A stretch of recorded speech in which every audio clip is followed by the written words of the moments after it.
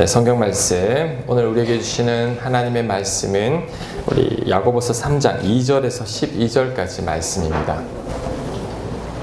하나님 말씀을 봉독하겠습니다. 우리가 다 실수가 많으니 만일 말에 실수가 없는 자라면 곧 온전한 사람이라 능히 온몸도 굴레 씌우리라. 우리가 말들의 입에 재갈 물리는 것은 우리에게 순종하게 하려고 그 온몸을 제하는 것이라. 또 배를 보라. 그렇게 크고 광풍에 밀려가는 것들을 지극히 작은 키로서 사공의 뜻대로 운행하나니 이와 같이 혀도 작은 지체로 돼 큰 것을 자랑하도다. 보라, 얼마나 작은 불이 얼마나 많은 나무를 태우는가. 혀는 곧 불이요 불의의 세계라. 혀는 우리 지체 중에서 온몸을 더럽히고 삶의 수레바퀴를 불사르나니 그 사르는 것이 지옥불에서 나느니라. 여러 종류의 짐승과 새와 벌레와 바다의 생물은 다 사람이 길들일 수 있고 길들여 왔거니와 혀는 능히 길들일 사람이 없나니 쉬지 아니하는 악이요 죽이는 독이 가득한 것이라.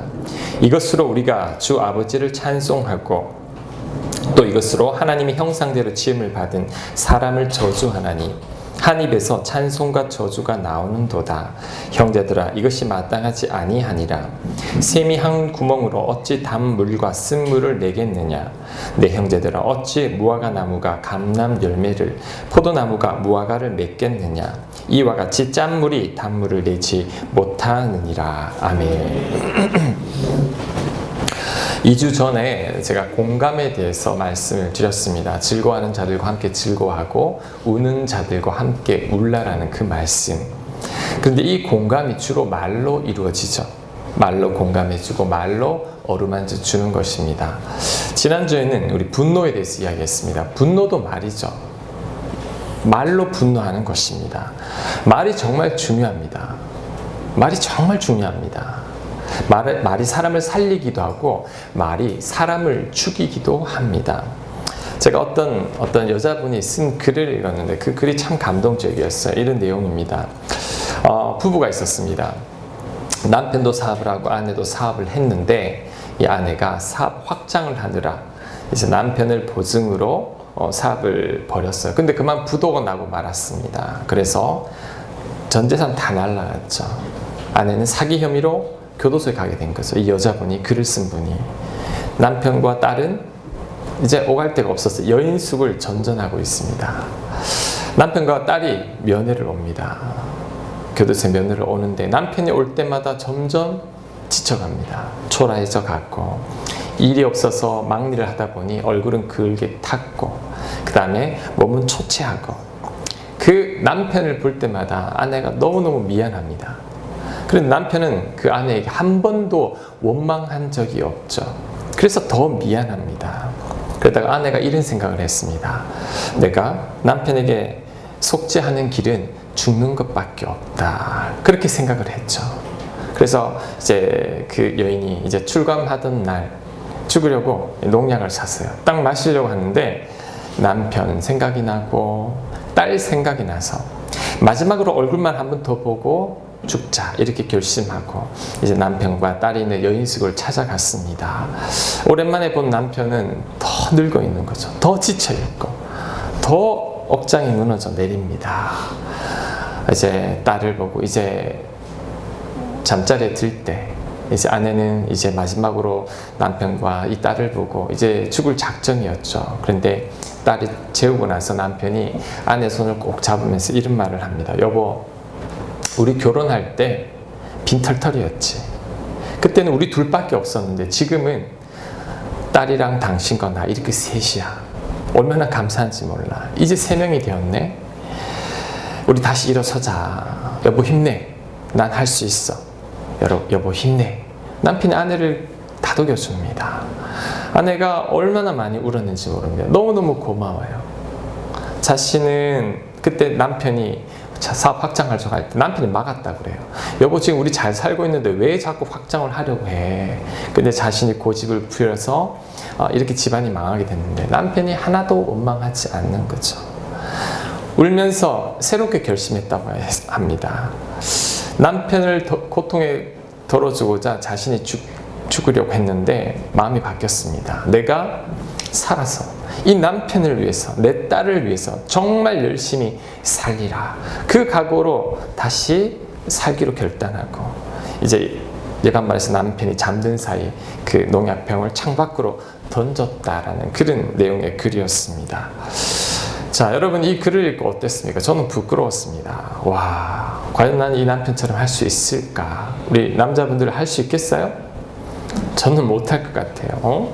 당신 때문에 이래 됐다고 막 탓했을 것 같은데 전혀 그러지 않았다라는 것이죠. 남편의 따뜻한 말 한마디가 아내를 살렸습니다. 이게 말의 위력입니다. 우리 정말 말을 잘해야 됩니다. 말을 정말 잘할 때 내가 살고 내 가정이 삽니다. 내 자녀가 살아납니다. 모든 게 우리 말에 달려 있습니다. 그래서 오늘은 특별히 이 말에 대해서 살펴보려고 합니다. 오늘 야고보서 3장 말씀이 이 말에 대한 이야기입니다. 자, 우리는 어떻게 말을 해야 할지 이 말씀을 통해서 한번 살펴보겠습니다. 2절 말씀 제가 다시 읽겠습니다. 우리가 다 실수가 많으니 만일 말에 실수가 없는 자라면 곧 온전한 사람이라 능히 온몸도 굴레 씌우리라. 온몸도 굴레 씌우리라는 말은 온몸을 다스릴 수 있다라는 뜻입니다. 인간은 완벽하지 않습니다. 그래서 실수를 하죠. 말도 마찬가지입니다. 실수를 합니다. 말실수. 저도 말실수합니다. 특별히 제가 말을 많이 하는 자리에 있잖아요. 그러다 보니 말실수가 있습니다. 자, 그런데 그 실수가 계속해서 반복되면 문제가 있습니다. 실수는 한두 번이지 계속해서 반복되면 문제가 있다라는 것이죠. 중학교 때 선생님이 했던 말이 기억납니다. 아, 선생님 이번 시험 실수로 잘 못 쳤어요 라고 했을 때 그 선생님께서 저에게 이런 말씀을 했어요. 실수는 실력이다. 실수는 실력으로 커버해야 된다. 실수라고 변명하지 마라. 아, 그 말이 정말 마음에 와닿았습니다. 여러분 1+1 실수합니까? 1+2 실수합니까? 하지 않습니다. 왜? 너무나 잘 알기 때문에. 실수가 곧 실력이라는 거죠. 자꾸 실수한다라는 것은 어떻게 보면 변명입니다. 올림픽 선수들에게 실수는 없습니다. 실수하는 순간 메달을 빼앗기게 되는 것이죠. 그래서 실수하지 않기 위해 우리들은 노력해야 됩니다. 여러분 마찬가지입니다. 말 실수하지 않기 위해서 정말 노력해야 됩니다. 피나는 노력을 해야 됩니다. 그래야지만 하나님 보시기에 온전한 사람이 될 수 있습니다. 야고보서 3장 2절에 실수 없는 자, 온전한 사람이라고 했죠. 하나님께서 계속해서 말을 실수하고 말을 함부로 막 하는 자들 하나님 원치 않습니다. 하나님 그 사람을 온전하다라고 이야기하지 않습니다. 자, 하나님은요, 여러분의 무엇을 보고 판단하느냐 하면 여러분의 입술을 보고 여러분을 판단합니다. 여러분이 얼마나 많은 일을 했고 얼마나 많은 사역을 했느냐를 보는 게 아닙니다. 하나님은 여러분의 입술을 봅니다. 왜요? 하나님은 doing, 무엇을 하느냐보다 being, 내가 어떤 사람이 되었는가를 더 중요하게 보기 때문이죠. 신언서판이라고 여러분 들어보셨습니까? 당나라에서 인재를 등용할 때 뽑는 이 4가지 기준인데 신언, 언이 말입니다. 말하는 것을 보면 그 사람의 됨됨이를 파악할 수 있다는 거죠. 그래서 말하는 것을 보고 사람을 뽑았다고 합니다. 왜냐하면 말이 그 사람의 인격이기 때문이죠. 여러분 마찬가지입니다. 말이 그 사람의 영성입니다. 말이 그 사람의 믿음의 정도입니다. 믿음이 좋은 사람은 절대 함부로 이야기하지 않습니다. 야고보서 1장 26절 말씀 제가 한번 읽겠습니다. 누구든지 스스로 경건하다 생각하며 자기 혀를 제갈 물리지 아니하고 자기 마음을 속이면 이 사람의 경건은 헛것이라. 교회 아무리 오래 다녀도 심지어 내가 목사라고 할지라도 내가 말을 함부로 막 한다면 나의 경건은 헛것입니다. 하나님께서 저의 믿음을 인정해 주지 않는다라는 것이죠. 그래서 여러분, 여러분의 믿음의 정도는 저 사람 믿음이 있는지 없는지는 그 사람의 입술을 보면 됩니다. 왜? 하나님을 깊이 아는 자, 영성이 있는 자들은 절대 함부로 말하지 않기 때문이죠. 또한 하나님은 우리를 심판할 때 우리의 입술로 심판합니다. 마태복음 12장 36절 말씀 내가 너희에게 이르노니 사람이 무슨 무익한 말을 하든지 심판날에 이에 대하여 신문을 받으리니 내 말로 의롭다함을 받고 내 말로 정죄함을 받으리라. 뭐라고요? 입술 때문에 하나님 앞에 심판을 받게 된다라고 이야기하고 있습니다. 무슨 말을 하든지. 자, 그러므로 여러분, 말하는 법을 배워야 됩니다. 여러분, 정말 중요합니다. 한국 사람들 말을 잘 못합니다. 제가 여기서 말은 어떤 달변을 이야기하는 게 아닙니다.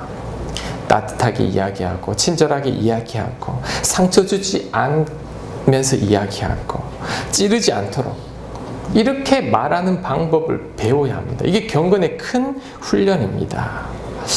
특히 말투가 중요합니다. 말투, 어조, 표정도 중요합니다. 여러분, 사람들의 말에 담겨있는 의미보다 그 사람의 표정에 더 많은 의미가 담겨 있습니다. 내가 말로는 좋다고 하지만 내 표정을 보면 안 좋은 게 드러나기 때문이죠. 그래서 우리는 항상 말을 할 때 정확하게 내 마음을 그대로 잘 전달하려고 애쓰는 것이 중요하다는 거죠. 제가 예를 들어보겠습니다. 말에 따라서 어조가 완전히 달라집니다. 자, 남편이 이 재활용 쓰레기를 잘 안 버립니다. 아내가 남편한테, 여보, 옆집 아저씨는 재활용 쓰레기 잘 버려주는데 당신은 한 번도 버려주는 적이 없다고. 내가 꼭 말을 해야지만 버려주냐고. 좀 버려주면 안 되냐고. 자, 이렇게 이야기하는 거 하고, 여보, 부탁인데 재활용 쓰레기 좀 버려줄 수 있어요? 이제 금방 퇴근하고 피곤할 텐데 미안해요. 자, 이렇게 이야기한 아내분들 이렇게 이야기하지 않나요? 네. 어때요? 똑같은 말인데 완전 다르잖아요. 크리스찬들은 이 뒤에 것을 연습을 해야 된다는 거죠.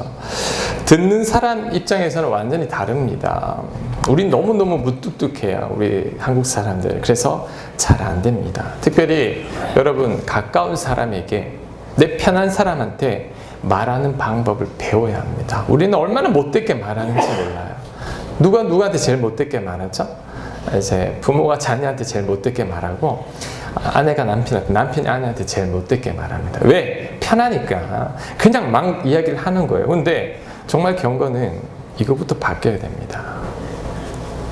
의사소통을 방해하는 걸림돌 7가지라는 그 어떤 책에 보니까 내용이 있었는데요. 말할 때 이 7가지를 조심해야 된다고 합니다. 우리 한번 보겠습니다. 여러분에게는 어떤 것이 해당되는지 한번 보시고, 자, 해당된다면 그거 고쳐야 됩니다. 자, 1번 우리 같이 한번 읽겠습니다. 시작.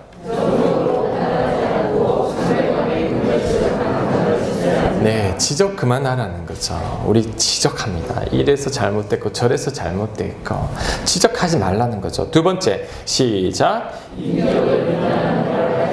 네, 당신 정말 이기적이야. 정말 못됐어. 게을러. 진짜 한심하네. 하는 짓을 보니까 미친 거 아니야? 이렇게 그 사람의 인격을 이렇게 비난하는 말들. 왜 웃어요? 평소 쓰던 말인가요? 그러니까 이런 말들 하지 말라는 거죠. 자, 3번째, 과거의 잘못을 들춰내지 않는다. 싸우면 꼭 예전 이야기 하죠. 풀지 않고. 네? 그 다음에 4번째, 시작. 네, 비교하면 안 됩니다. 5번째, 네, 특히 자녀들에게 위협하죠. 만만하니까 자녀한테 위협하고 편한 사람한테 위협하고. 6번째, 비꼬거나 비아냥거리지 않는다. 잘났어 정말, 이러고 옛날에 그런 말들이 있었잖아요. 비꼬는 거죠. 이런 말 하지 말라는 거죠. 마지막 7번째, 시작. 누가 잘못했는지 파헤치지 않는다. 저를 보세요. 우리 남자들이 이거 잘해요. 남자들은 따져요. 이성적으로 따져서 누가 잘못했는지를 가려내고 사과하면 남자는 끝이에요. 근데 여자는 그렇지 않거든요. 근데 이렇게 하지 말라는 거죠. 이 7가지를 피하라는 겁니다. 이게 말하는 기술이죠. 이렇게 잘 말하게 될 때 우리가 사람들과의 관계도 어려워지지 않습니다. 여러분, 말 실수하지 않기 위해서 정말 피나는 노력을 해야 됩니다. 제자훈련, 영성훈련, 1대1 훈련, 전도폭발, 아버지 학교, 어머니 학교, 그것도 중요하지만 더 중요한 게 뭐냐면 말하는 훈련입니다. 정말 상처 주지 않고 부드럽게 따뜻하게 말하는 법을 배워야 합니다. 왜? 그래야지만 부부가 화목하고 가정이 화목하고 교회가 화목합니다.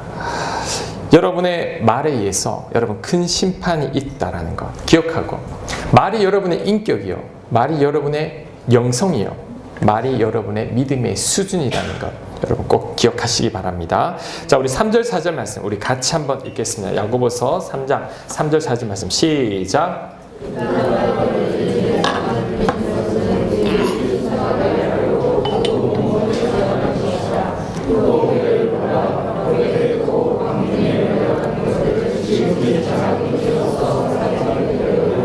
아멘. 자, 힘센 말을 어떻게 다루죠? 제갈 요만한 이렇게 손가락 한 길이 정도 되는데 이 쇠조각으로 말 몸무게 많이 나가는 말들은 1톤이 나갑니다. 1톤. 그 말들을 이 제갈 하나로 주인이 원하는 대로 움직입니다. 유조선 그리고 컨테이너선 얼마나 큽니까? 그 큰 배도 키 하나로 그냥 배를 마음대로 움직입니다. 자, 이것이 무엇을 말하느냐 하면 우리에게도 제갈과 키가 있다는 거죠. 그것이 무엇이냐면 바로 우리의 혀입니다. 우리 이 혀로 모든 것을 마음대로 움직일 수 있다는 거죠. 여러분, 어떻게 하면 행복해질 수 있을까요? 공부 열심히 해서 좋은 대학 가고 좋은 직장 가고 돈 많이 벌면 행복해질 수 있을까요? 아닙니다. 내 혀를 내가 어떻게 사용하느냐에 내 인생이 달려 있습니다. 내 혀가 말하는 대로 됩니다. 내 혀가 말하는 대로 내 인생과 운명이 결정된다는 것을 알아야 합니다. 뇌는요, 여러분, 이 뇌는 언어의 지배를 받습니다. 내가 두렵다라고 자꾸 말하면 이 뇌가 지배를 받습니다. 정말 두렵게 느낀다고 합니다. 힘들다라고 말하면 뇌는 그것을 사실로 받아들입니다. 그리고 실제로 힘들다라고 느끼게 되는 거죠. 못한다라고 하면 정말 못합니다. 난 할 수 없어라고 말하면 뇌는 그대로 반응한다라는 거죠. 그래서 늘 불평하고 원망하고 안 좋은 말들만 하는 사람들은 뇌가 그렇게 반응하기 때문에 실제로 그렇게 된다라고 하죠. 자, 여러분 주변에 늘 불평하고 원망하고 투덜대는 사람들 중에 행복하게 사는 사람들 보았습니까? 생각해 보세요. 행복할 수가 없습니다. 왜? 내 말하는 대로 되기 때문이죠. 불평은요, 하나님의 축복을 못 보게 합니다. 원망은 하나님의 축복을 놓치게 합니다. 자, 출애굽한 이스라엘 백성들이 하나님께서 축복의 땅 가나안을 보여주셨죠. 축복의 땅을 보여줘도 불평하는 사람들은 그 축복의 땅이 두려운 땅으로 보입니다. 여러분이 불평하기 시작하고 원망하기 시작하면 가장 좋은 하나님의 축복이 보이지 않습니다. 그리고 그 축복을 놓쳐버리는 거죠. 그래서 여러분들이 정말 좋은 날 보기를 원한다라면 여러분의 혀를 다스려야 됩니다. 자, 베드로전서 3장 10절 말씀 우리 같이 한번 읽겠습니다. 시작. 그러므로 생명을 사랑하고 좋은 날 보기를 원하는 자는 혀를 금하여 악한 말을 그치며, 악한 말을 그치라고 말하고 있죠. 좋은 말을 하라는 거죠. 입이 여러분 복의 문입니다. 저는 어떤 사람을 볼 때 저 사람이 정말 복 받은 사람인가 안 받은 사람인가는 그 사람의 입을 보고 판단합니다. 왜? 말하는 것을 보면 정말 복 받을 사람들은 보입니다. 감사가 있고요, 기쁨이 있고요, 늘 즐거움이 있는데 복을 누리지 못하는 자들은 늘 불평하고 원망하고 짜증내고 미워합니다. 말하는 대로 됩니다. 여러분, 감사하는 말을 자꾸 하다 보면 감사한 일이 생기게 되고 긍정적으로 말하다 보면 일이 잘 풀립니다. 믿음의 말을 하다 보면 내 믿음대로 되는 것이요, 격려의 말을 하다 보면 처음에 이야기했던 그 서두에 그 여인, 죽으려던 사람들도 살아난다라는 거죠. 자, 여러분 인생이 바뀌길 원합니까? 그러면 여러분 혀부터 바꿔야 합니다. 여러분이 좋은 날 보기를 원한다라면 여러분이 입술을 바꿔야 합니다. 그때 여러분의 삶도 바뀌기 시작합니다. 여러분 말한 대로 된다라는 것 꼭 기억하시고, 자, 우리 5절에서 8절까지 우리 같이 한번 읽겠습니다. 시작. 이와 같이 혀도 작은 지체로되 큰 것을 자랑하도다. 보라, 얼마나 작은 불이 얼마나 많은 나무를 태우는가. 혀는 곧 불이요 불의의 세계라. 혀는 우리 지체 중에서 온몸을 더럽히고 삶의 수레바퀴를 불사르나니 그 사르는 것이 지옥불에서 나느니라. 여러 종류의 짐승과 새와 벌레와 바다의 생물은 다 사람이 길들일 수 있고 길들여 왔거니와 혀는 능히 길들일 사람이 없나니 쉬지 아니하는 악이요 죽이는 독이 가득한 것이라. 담뱃불 하나가 산불 전체를 일으키죠. 몇 헥타르씩 태웁니다. 마찬가지입니다. 여러분 입에서 나온 한마디 말이요 모든 것을 다 태웁니다. 스스로를 태우고 가정을 태우고 내 주변 사람들도 태웁니다. 교회도 다 태워버립니다. 지난주에 아내와 남편이 화를 내다가 싸우다가 아내의 인정하지 않은 말 때문에 화가 나서 집을 다 태우고 딸과 어머니까지 죽었던 이야기 제가 말씀드렸죠. 이 혀가 그렇게 무섭습니다. 여러분, 혀 요거 작다고 해서 무시하면 안 됩니다. 이 혀가 사람을 죽이기도 하고 사람을 살리기도 합니다. 그래서 성경은 쉬지 아니하는 악이요 죽이는 독이다라고 이야기합니다.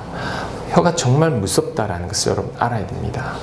그래서 제가 이 5절에서 이 8절 말씀을 읽으면서 우리가 배울 수 있는 교훈이 무엇이냐면 내 말이 사람을 죽이기도 하고 살리기도 한다라는 것, 이것을 기억해야 됩니다.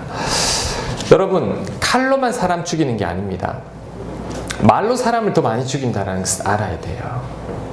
여러분, 천둥치죠. 얼마나 큰 소리가 천둥칩니까? 그 소리에 놀라죠. 그렇지만 상처는 받지 않습니다. 그런데 내 가까운 사람의 한마디, 작은 나지막한 그 한마디가 나를 상처를 주기 시작하면 정말 나를 힘들게 합니다.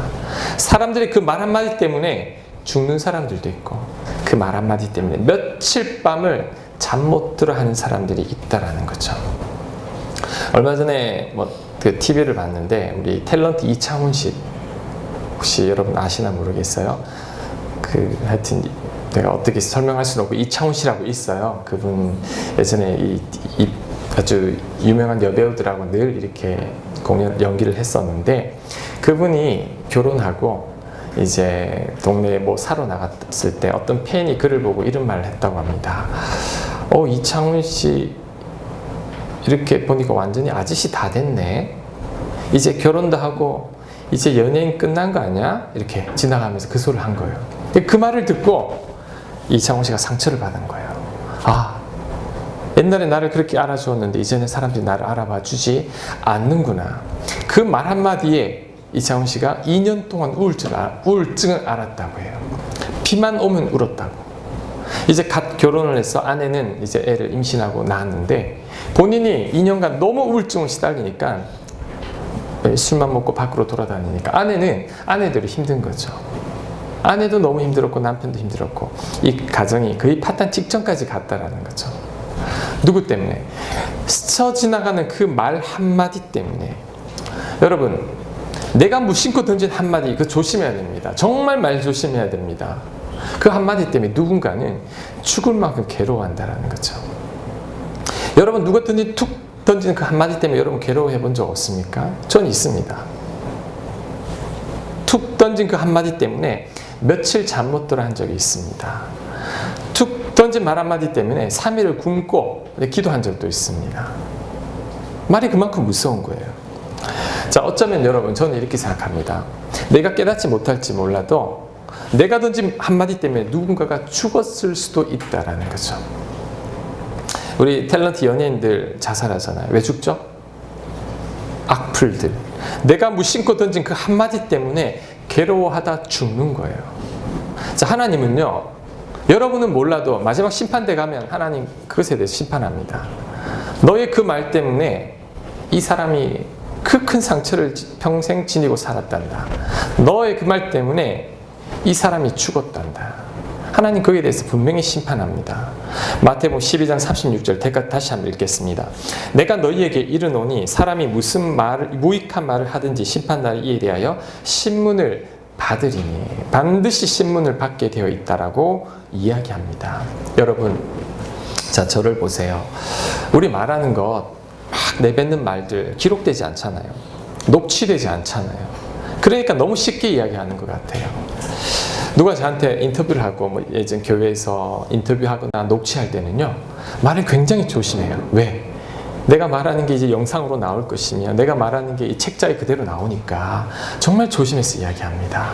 그런데 누가 녹취하지 않고 기록하지 않으면 그냥 너무 쉽게 막 내뱉는 거예요. 기록되지 않을 것 같죠? 아닙니다. 기록되는 수가 있습니다. 어떻게? 상대방 마음에 상처로 새겨집니다. 그냥 내 무심코 홧결에 그냥 팍 내뱉은 말이 어떤 사람의 가슴에는 이 문신처럼 새겨져 있습니다. 평생 그 말 때문에 괴로워하는 사람이 있다는 것을 알아야 돼요. 여러분 그런 상처 없습니까? 누가 툭 던진 그 한마디 때문에 이 가슴이 새겨져서 평생 아픔을 겪고 살아간다라는 거죠. 여러분 기억해야 됩니다. 툭 내뱉은 그 한마디에 누군가는 너무너무 아파한다는 것을, 그리고 내가 내뱉은 그 한마디 우리 하나님은 벌써 다 녹취해 놓았습니다. 그리고 마지막 심판대 자리에서 우리를 그 말씀을 가지고 심판할 것이라는 것 여러분 꼭 기억해야 됩니다. 말 함부로 절대 하면 안 됩니다. 사람 죽이기도 하고 살리기도 하는데 우리는 항상 사람을 살리는 말로 격려하고 높여주고 칭찬해주고 그렇게 해야지만 내가 살고 내 주변 모든 사람들이 삽니다. 특별히 여러분 가까운 사람들에게, 배우자에게 정말 말 조심해야 됩니다. 아무리 편하지만 이거 연습하십시오. 이게 경건의 훈련입니다. 이게 되는 순간 여러분 외부에서도 되기 시작할 겁니다. 하나님은 여러분이 그 말로 사람들을 살리길 원하지 사람들을 죽이고 상처 주는 것을 원하지 않는다라는 거죠. 자, 9절 말씀 제가 읽겠습니다. 이것으로 우리가 주 아버지를 찬송하고 또 이것으로 하나님의 형상대로 지음을 받은 사람을 저주하나니 한 입에서 찬송과 저주가 나오는도다. 내 형제들아 이것이 마땅하지 아니하니라. 자, 오늘 우리에게 꼭 주시는 말씀 같아요. 우리 아까 찬양했죠. 찬양 너무 즐겁게 하고 이제 딱 돌아서고 나면 이제 내 마음에 들지 않는 형제들을 저주하죠. 험담하고 미워하고 원망하고. 성경은 뭐라고 말하죠? 마땅치 않다고.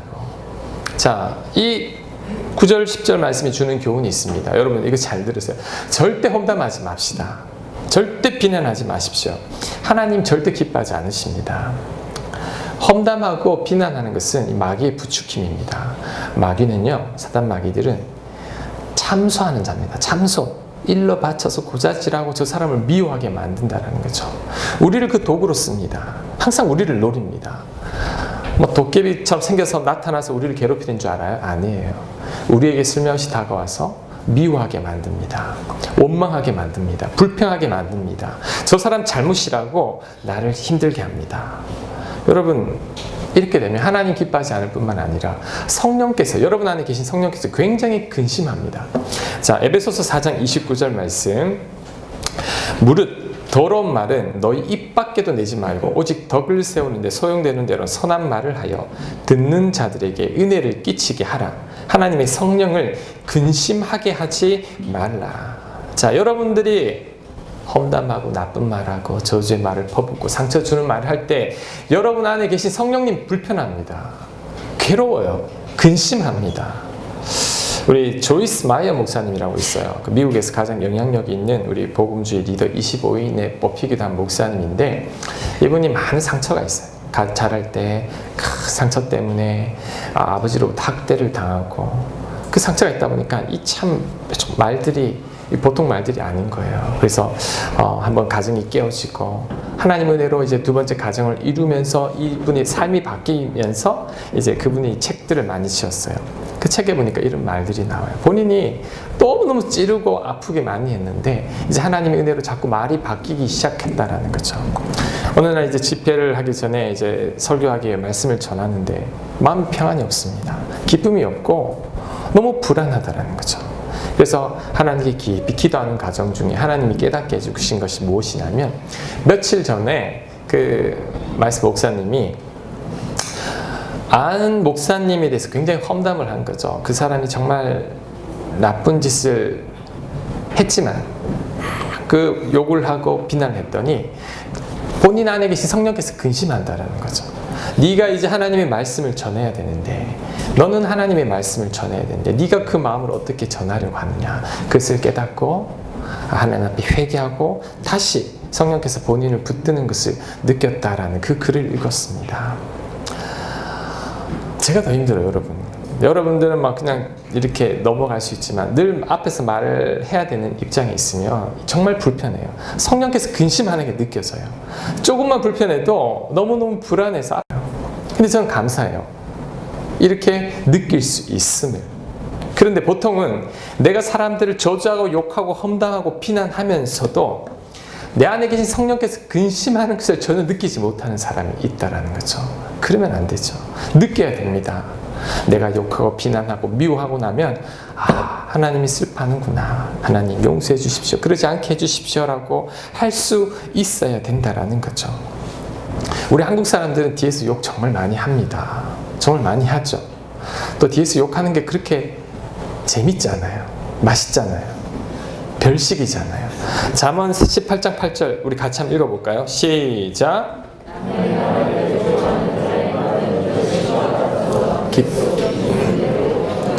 정말 그렇죠. 누구 때문에 너무너무 속상한데 내 마음을 알아주는 사람하고 그 사람 막 뒤에서 욕할 때 얼마나 후련해요. 시원합니다. 정말 별식과 같은 거예요. 자, 하지만 여러분 하지만 하나님을 찬양하는 그 입술로 다른 사람을 저주하면 안 된다라고 성경은 분명히 이야기합니다. 마땅치 않다고. 성령이 근심한다고. 여러분 정말 조심해야 됩니다. 특별히 우리 저를 한번 보세요. 우리 교회에서요 절대 험담하거나 비난하면 안 됩니다. 예전 교회에서 이제 40일 새벽기도 이런 일을 하면 멀리서 오시는 분들이 있는데 그분들이 새벽에 못 오잖아요. 그래서 우리 교회에 이제 주무실 수 있는 공간을 마련해 드렸어요. 예전에. 그런데 이제 한 해 딱 하고 나서 그거 없애버렸습니다. 왜 없앤 줄 아세요?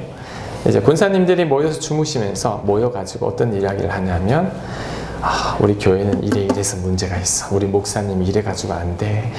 40일 동안 밤마다 부흥회를 하는 거예요. 험담 부흥회를. 근데 마침 새신자들이 있었어요. 그분들이 나중에 찾아와서 항의를 합니다. 은혜 받기 위해 멀리서 나는 밤에 와서 자는데 교회 권사님들이 모여가지고 그렇게 목사님 욕하고 교인들 욕을 하는데 내가 도저히 은혜를 받을 수 없다고. 그게 결국 당회까지 올라와가지고 앞으로는 없애 이렇게 된 거예요. 그래서 못하게 한 거예요. 잠 못 주무시도록.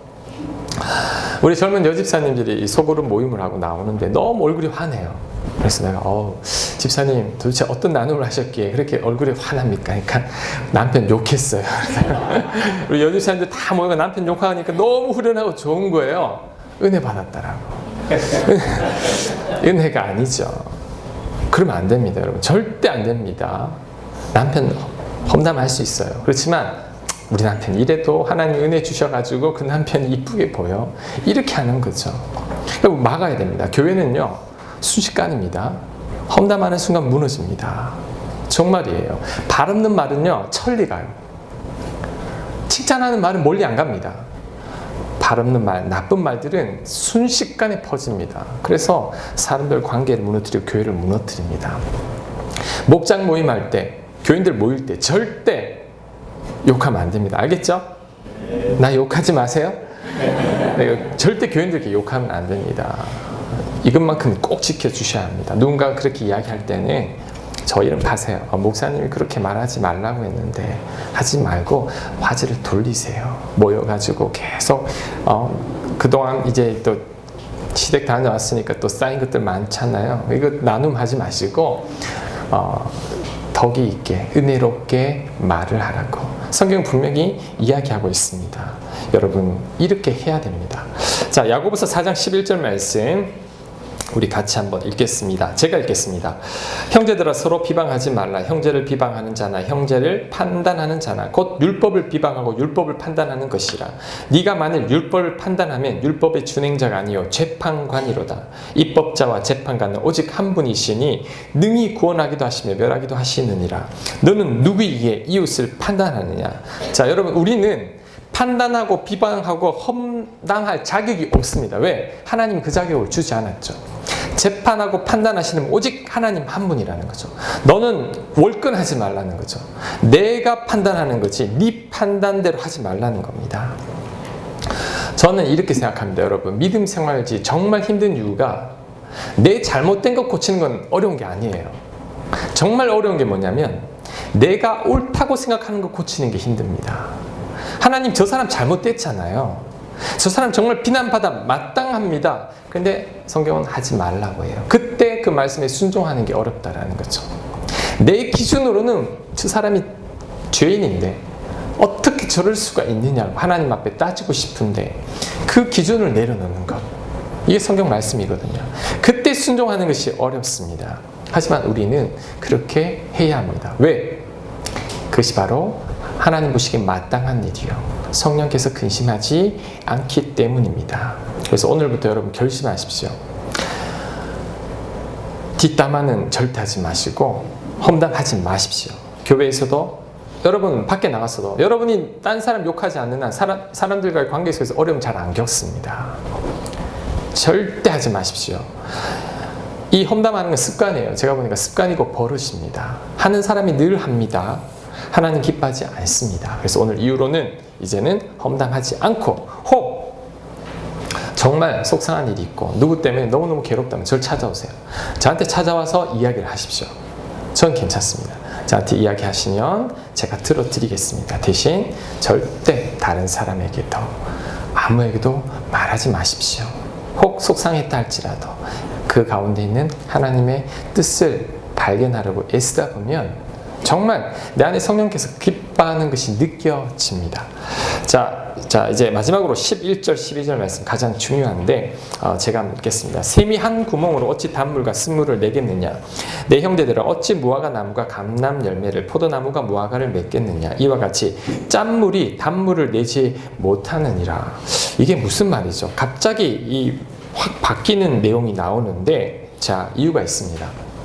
여러분 저를 보세요. 샘물이 있는데 방금 마셨더니 이 샘물이 맛있고, 조금 있으면 이 샘물이 맛없고, 그 다음 먹었더니 짜고, 그 다음 먹었더니 쓰고, 이런 경우는 없습니다. 한 샘물은 물맛이 똑같습니다. 포도나무 열매는 포도나무와 맺게 되어 있죠. 포도나무에서 감람 열매 맺히지 않는다라는 거죠. 이게 무슨 말이냐면 우리 마음이 중요하다는 거죠. 샘이 마음입니다. 말은 마음에서 나옵니다. 마음이 선하면 선한 말 나옵니다. 마음이 악하면 악한 말 나옵니다. 마음이 못되면 아무리 착한 말을 하려고 해도 착한 말이 나오지 않습니다. 왜? 말은 내 마음에 있던 것이 그대로 나오기 때문입니다. 정수기를 물을 마셨는데 물맛이 이상합니다. 여러분, 정수기 꼭지를 바꾸면 물맛이 좋아집니까? 아니죠. 안에 있는 필터를 갈아야 됩니다. 물탱크를 닦아야 됩니다. 그래야지만 물맛이 깨끗해지죠. 왜? 안에 있는 필터와 물탱크에 문제가 있기 때문이죠. 마찬가지입니다. 여러분이 아무리 좋은 말을 하려고 해도 여러분 마음이 선하지 않으면 절대 좋은 말 안 나옵니다. 아무리 노력을 해도 왜 이렇게 안 되죠? 왜 나는 좋은 말이 나오지 않죠? 왜 이렇게 아픈 말만 나오죠? 왜 이렇게 찌르는 말만 하죠? 왜 이렇게 상처를 주죠? 이유가 있습니다. 내 마음이 그렇기 때문이죠. 여러분, 마음밭을 가꿔야 됩니다. 우리 교회 앞에 텃밭이 있는데 올해는 조금 실패한 것 같은데 장마 때문에 상처도 다 죽고, 이 조그만 텃밭 저거 여러분 가꾸기 힘들죠? 요만한 마음밭이 더 힘듭니다. 정말 힘듭니다. 몇 헥타르 농장을 가꾸어도 이 마음 가꾸는 게 더 힘들어요. 좋은 말을 하려면 내 마음을 바꿔야 합니다. 내 마음을 바꿀 때 비로소 좋은 말들이 나오기 시작하죠. 마태복음 12장 34절 말씀 제가 읽겠습니다. 독사의 자식들아, 너희는 악하니 어떻게 선한 말을 할 수 있느냐? 이는 마음에 가득한 것을 입으로 말함이라. 선한 사람은 그 쌓은 선에서 선한 것을 내고, 악한 사람은 그 쌓은 악에서 악한 것을 내느니라. 아멘. 말 좋게 하는 방법이 여기 있죠. 아하, 그렇구나. 내 마음을 선하게 바꿔야 하는구나. 내 마음이 좋지 아니하면 절대 좋은 말이 나오지 않구나. 여러분이 지금 마음에 분노가 있으면요, 말이 분노가 나옵니다. 여러분에게 상처가 있으면 나도 모르게 자꾸 찌르는 말들이 나옵니다. 미움이 있으면 비난하는 말이 나오고, 교만함이 있으면 판단하는 말이 계속 나옵니다. 두려움이 있으면 부정적인 말들을 하게 됩니다. 그러므로 내 마음을 바꿔야 합니다. 자, 이제 정말 중요합니다. 저를 보세요. 마음을 어떻게 바꾸죠? 어떻게 하면 마음을 바꿀 수 있죠? 마음은 원이로되 안 바뀌는 걸 어떡합니까? 마음을 바꾸는 방법은 한 가지밖에 없습니다. 예수님입니다. 우리를 위해 죽으신 예수님, 내 죄 때문에, 내 이 못된 본성 때문에 예수님께서 십자가에 못 박히셨죠. 그 예수님을 믿고 내가 예수님과 같이 죽고 이제 하나님이 내 마음을 다스릴 때, 그때 비로소 내 마음이 선해지기 시작합니다. 예수 그리스도의 십자가 보혈 외에는 나를 바꿀 사람이 없습니다. 그래서 여러분 마음을 바꾸기를 원한다면 하나님께 기도하십시오. 성령님을 의지하십시오. 내가 죽게 하고 나를 완전히 다스려 주셔서 내 속에 굳은 마음을 제하고 선한 마음으로 바꿔달라고 하나님께 매달려야 합니다. 자, 에스겔서 36장 26절 말씀.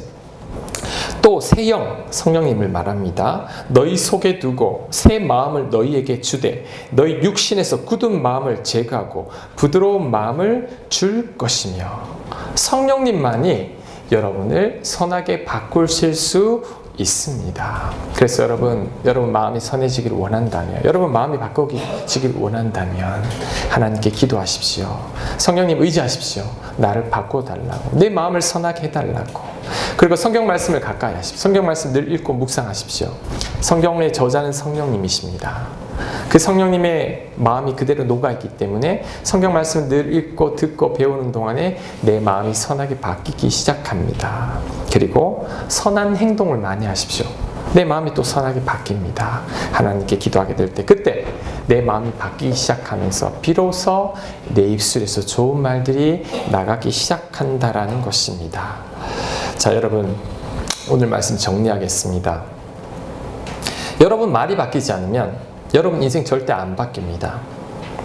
정말 믿음 생활 제대로 하려면 여러분 먼저 말부터 바꿔야 합니다. 말 실수하지 않도록 노력하십시오. 여러분 인생 여러분의 말대로 됩니다. 내 말이 사람을 죽이기도 하고 살리기도 합니다. 절대 험담하거나 비난하지 마시고 무엇보다 여러분의 마음을 선하게 바꾸시기 바랍니다. 그때 이제 여러분들 속에 아름다운 말들이 나올 것이며 여러분 입술로 말미암아 모든 사람이 살아나는 그 놀라운 은혜가 있을 것입니다. 이제부터는 늘 선한 말을 하는 저와 여러분들 되시길 간절히 축복합니다. 아멘.